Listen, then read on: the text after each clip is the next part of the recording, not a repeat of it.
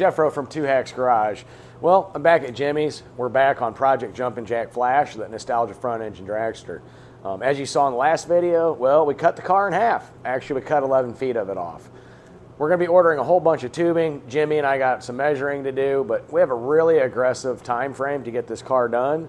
So now that the chassis, the back half's cut off, Jimmy's got everything ground off, I'm going to get that to a place to get it sandblasted, wipe it down with some oil, so we can, once we get the tubing, we can get everything welded up. But seeing we are on an aggressive time frame, you know what, guys? Why we got the time, we're going to tear this rear end down. There's a whole bunch of changes we do need to make to it. It's heavy. That's why it's sitting on the floor right now. We're going to get it elevated.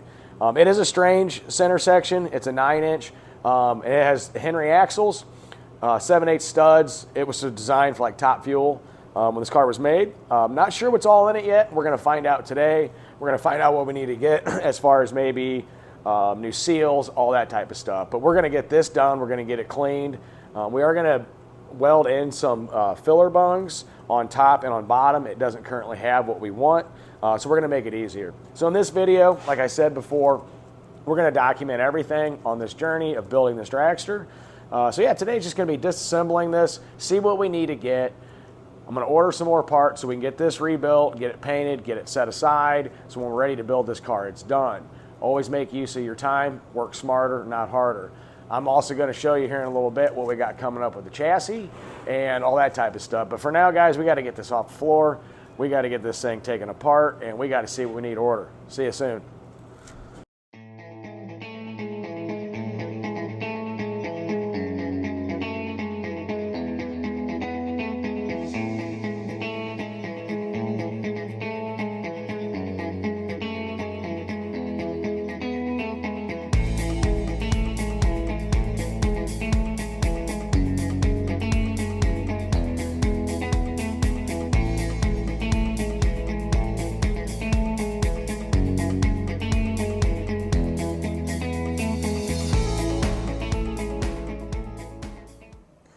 All right, while that ends up draining, it'll be a few minutes because I'm going to show you here what we got going on with the axles. Now, these are a Henry axle. They were a vintage top fuel piece.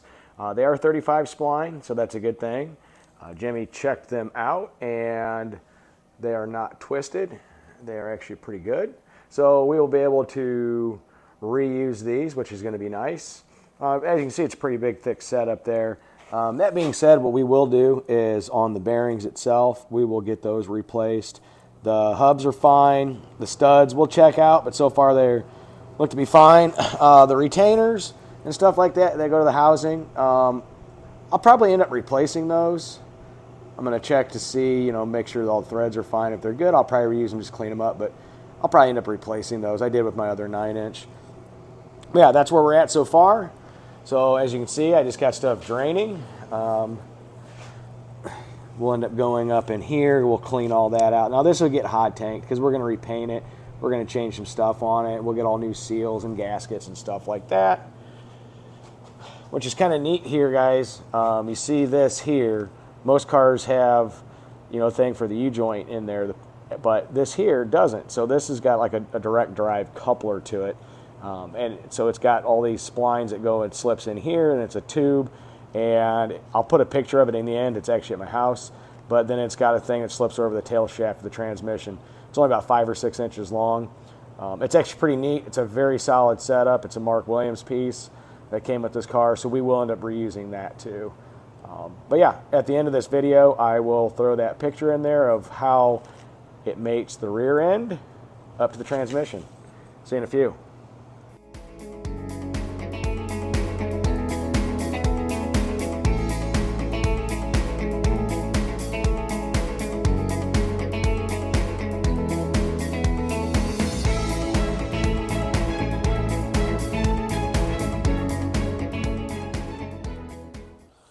All right, well, we got the rear end out, as you saw.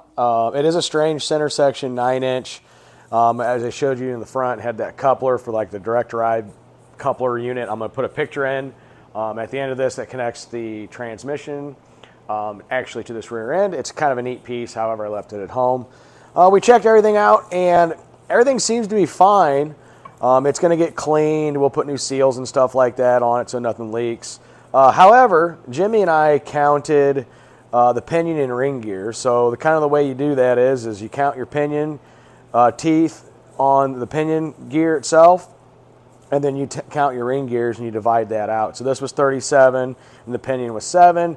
So it's a 370 gear ratio. That is not what we want. So as far as kind of staying within a budget of what we wanted to do with this dragster, I'm going to have to get a new set of ring and pinions for this. And Jimmy and I are right now we're going to go look at what's available, price-wise and all that. We're kind of determining based upon tire height, all that fun stuff, engine RPM of what we're going to be desired. So right now we're kind of brainstorming, arguing, whatever you want to call it, if we want to go with a 430 or 456. This dragster will see a lot of 8th mile drag racing. However, we'll see some 1,000-foot and 1320s too. So with that, guys, we're going to go argue this out and determine what gear ratio we want to go with. But yeah, that's kind of a kick in the butt, but it is what it is. Got to keep on trucking. See you in a few. Well, we're going to call that a wrap. As you saw, we ended up getting everything tore down. Jimmy's actually got the housing in the hot tank. Get that cleaned up. We got to weld in some of these fill and drain plugs that we bought from Canton Racing. Kind of neat. One's going to go on the top, one's going to go on the bottom. Make it easy to fill and drain and also see what's going on inside of it. This is a 1-inch plug. We got our axles out. We've done the inspection on it. We're going to check the bearings, make sure they're good. The studs are great. The axles are awesome. All the splines are good. They're not twisted. However, the center section, like I showed you, 370 gear, that is not what we wanted. Just got done arguing with Jimmy for about the last half an hour. I mean, talking and brainstorming with him. We're going to go with a 410 gear. It looks like we're going to have to go with the Pro gear. However, we got to get some more part numbers off here to see exactly what we need to order on that. There is different diameter size of the pinions and all that. But yeah, so we're going to have to order up some seals, some gaskets, some bolts, gears, you name it, to get all that done. I didn't quite factor that in the budget, but you know what, guys? I'm going to have to order it anyway. Got to keep on trucking. We got to have the right gear in this, especially when we're going to be matching it with, you know, the distance we're going to be running, the engine RPM and all that in launch. You want the right gear ratio. 410 to 430 is what we want. We're going to err on the side of 410 because this is going to see some quarter-mile time along with 8th mile time. Got a whole bunch of notes written down here.